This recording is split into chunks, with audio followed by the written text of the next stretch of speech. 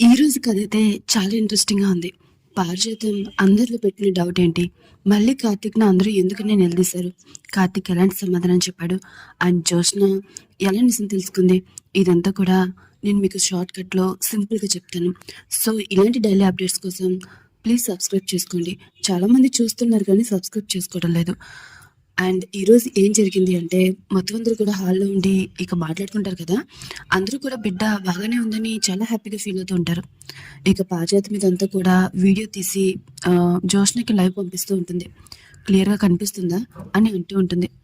ఇక దీపని శౌర్య రామ్మ బొమ్మ చూపిస్తాను అని అనగానే దీపికి చాలా పెయిన్ వస్తుంది. తను చేపట్టి లాగుతుంది అనమాట. సో అందరూ కూడా అలాగే చూస్తూ ఉంటారు. దీప ఎందుకు అలా ఉంది అని అందరూ అడుగుతారు. ఏం లేదు, కాస్త నీరసంగా ఉంది కదా అని చెప్పేసి అంటూ ఉంటారు. కార్తీక్ అంటాడనమాట.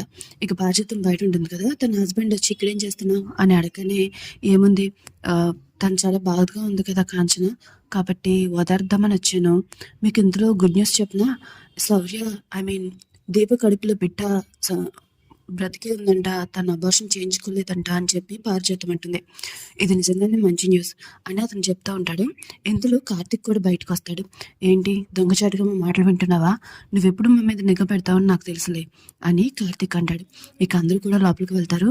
ఇక అందరూ హ్యాపీగా ఫీల్ అవుతూ ఉంటే, అవును అంత బాగానే ఉంటే మరి ఎందుకని దీప అలా నడుస్తుంది అని చెప్పి కాంచన ఐ మీన్ పారిజాతం అడుగుతుంది. ఇక తను చేయి పెట్టుకొని లాగుతుంది దీప చెయ్యి. దీపకి చాలా పెయిన్ వస్తుంది. ఇక ఎందుకు నడుస్తుందని, నిజంగానే కడుపులో బిడ్డ ఉందా లేకపోతే తీయించేసుకుని బాగానే ఉందని అబద్ధం చెప్తున్నారా, ఇంట్లోకి రానివ్వని అన్నారు కదా అందుకని అని అందరిలో కూడా డౌట్ పెడుతుంది పారిజాతం. ఇక అందరూ కూడా అడుగుతూ ఉంటారు నిజం చెప్పమని. ఇక కార్తీక్ అప్పుడు ఇంకొక అబద్ధం చెప్తాడు. దీప వెనక్కి పడిందని, సో అది మనకి మంచి సైన్ అనిపించలేదు, అందుకనే బిడ్డని తీయించుకోలేదు అని చెప్తాడు. ఇక అందరూ కూడా హ్యాపీగా ఫీల్ అవుతారు. ఇక పారిజాతం కూడా ఇంటికి వెళ్ళిపోతుంది. ఇక జ్యోత్స్నకేమో ఇదంతా నమ్మకం కలగదు. ఇక తను ఒక డాక్టర్కి ఫోన్ చేస్తుంది. రిపోర్ట్స్ పంపించమని నేనే వచ్చి తీసుకుంటానని చెప్తుంది. ఇక ఇంతలో పారిజాతం వస్తుంది. పారిజాతం వచ్చి నువ్వు ఎందుకు ఇంత అనుమానం పడుతున్నావు, అంతా కూడా క్లియర్గా ఉంది, నువ్వు మీ అమ్మకి బోన్ మ్యారో ఇచ్చి బతికించుకున్నావు అంతే అని చెప్పి పారిజాతం అంటుంది. నీకు ఏం చెప్పినా అర్థం కాదు, నిజం చెప్పు, నిజంగా నువ్వు సర్జరీ టైంలో దీప దగ్గర లేవు కదా అని చెప్పి జ్యోత్స్న అంటుంది. ఎందుకు లేను, నేను అక్కడే ఉన్నాను అని పారిజాతం అంటుంది. ఇదంతా కూడా నీ వల్లే అని చెప్పి ఇక నిజమేంటో తెలుసుకుంటానని జ్యోత్స్న మనసులో అనుకుంటూ ఉంటుంది. ఇక మనకి దాసుని చూపిస్తూ ఉంటారు. దాసు ఏమో స్వప్నాల ఇంటికి వెళ్ళి గుడ్ న్యూస్ అని చెప్పి ఇక సర్జరీ బాగా అయిన విషయం, అలాగే కార్తీక్ దీప ఇద్దరు కూడా బిడ్డను వదులుకోలేదు అన్న విషయం చెప్పి చాలా హ్యాపీగా ఫీల్ అవుతూ ఉంటాడు. ఇక ఎంతలో ఇంకో గుడ్ న్యూస్ ఉందని కూడా చెప్తాడు. ఏంటి మావయ్య అని స్వప్న అంటుంది. నీకు పెళ్ళమ్మా అని అనగానే స్వప్న కాశీ షాక్ అవుతారు. నాన్న అని కాశీ అంటాడు. మాట్లాడుతున్నాను కదరా అని దాస్ అంటాడు. నాకు పెళ్ళండి మావయ్య అని స్వప్న ఉంటుంది.